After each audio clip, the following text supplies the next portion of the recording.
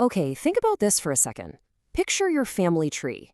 Now go back, way, way back, past your grandparents, past anyone you've ever heard of, all the way back until you find one of our earliest ancestors just trying to make it through another day. Well, you exist because they did. You're the final link in a very, very long and completely unbroken chain of survival. And here's the wild part, the sheer improbability of it all.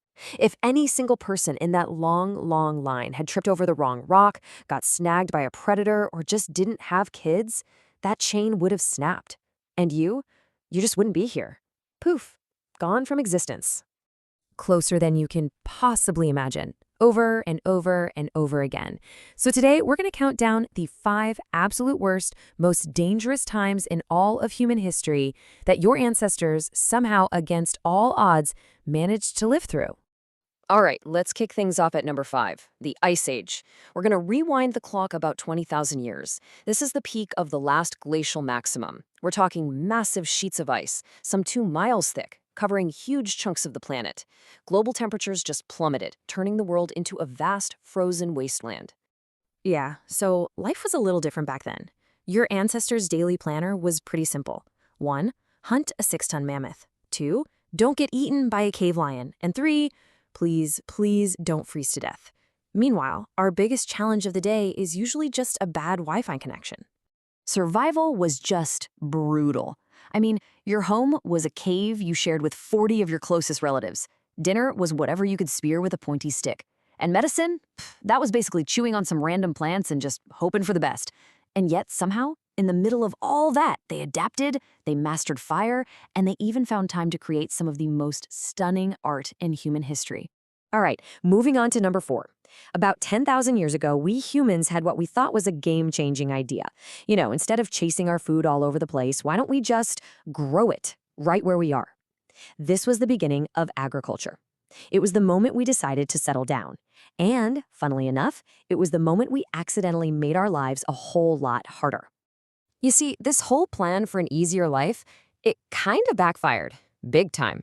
Suddenly, everyone was living right on top of each other, which was just perfect for diseases to spread like wildfire.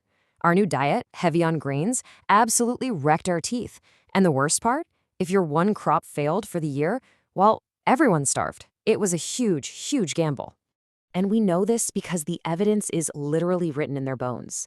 Skeletons from this era show all sorts of signs of malnutrition and disease. Their teeth were rotting out of their skulls. Entire villages could be completely wiped out by a single drought. But somehow, your ancestors survived this gamble too. Coming in hot at number 3, the Mongol storm. Imagine this. You're living your life in the 13th century, and one day you see a cloud of dust on the horizon. That's it. That's the only warning you get. You have minutes, maybe, before your entire world is about to be erased. Under Genghis Khan, the Mongols built the largest continuous land empire in the history of the world, and they did it with a level of brutality that's just hard to wrap your head around. It's estimated their conquests killed around 10% of the entire global population at the time. 10%. Let that sink in. Their strategy was terrifyingly effective. It was all about speed, psychological warfare, and just unmatched skill on horseback. They would burn entire cities to the ground, and sometimes they'd use the few people left alive as human shields for their next attack. To live through this was to survive pure, organized terror. You'd think it couldn't get any worse than the Mongol army, but you'd be wrong. Coming in at number 2, we have an enemy you couldn't even see. In 1347, a new horror arrived in Europe. There was no army to fight, there was nowhere to run, there was only the plague. The culprit was a tiny little bacterium called Yersinia pestis. Its getaway vehicles, rats, and the fleas that lived on them. It spread through a medieval world that had zero concept of germs or basic hygiene. Whether you lived or died was basically a terrifying lottery. And the symptoms, they were straight out of a nightmare. You'd get these giant, painful swellings, a raging fever, and then usually death within just a few days. It was fast, it was horrifying, and it felt completely unstoppable. The impact was just cataclysmic. In a few short years, the Black Death wiped out up to 60% of the entire population of Europe. More than half the people, gone. Villages were abandoned, economies completely collapsed, and yeah, This is where those creepy bird masks come from. Doctors thought sweet-smelling herbs stuffed in the beak could protect them. Spoiler, it did not. Which brings us to number 1, the single worst time in all of history to be alive. An event so devastating it came this close to deleting our species from the planet for good. We have to go back 74,000 years to the eruption of the Toba supervolcano.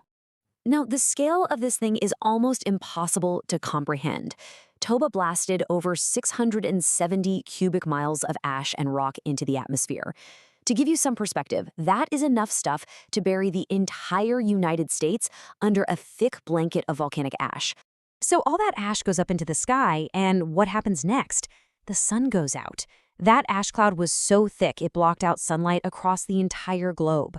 Not for a day, not for a week. We're talking about a volcanic winter that may have lasted for a decade. And this is where the dominoes really start to fall. With no sunlight, global temperatures crashed by as much as 27 degrees Fahrenheit. Plants died. The animals that ate the plants starved. The entire food chain just collapsed. For the few humans alive at the time, it was literally the end of the world. And here's the crucial point. Scientists believe this created what they call a genetic bottleneck. The disaster was so total that the human population was squeezed down to the absolute brink of extinction. Imagine pouring all of humanity through the tiny neck of a bottle. Only a tiny fraction made it through. How few made it? The best estimates suggest that there may have been fewer than 3,000 humans left alive. On the entire planet, just think about that for a second. Every single person on Earth today is very likely descended from that tiny, desperate group of survivors who just refused to die in a dark, frozen world. And that brings us all the way back to you. Your existence is living proof that when the sun went out, when the entire world froze over, and when all hope should have been lost, a tiny band of our ancestors found a way. They survived the actual end of the world so that one day you could be here. They passed down a legacy of pure resilience that is written into your very DNA. It's a powerful thought, right? Their fight is over, but yours is happening right now.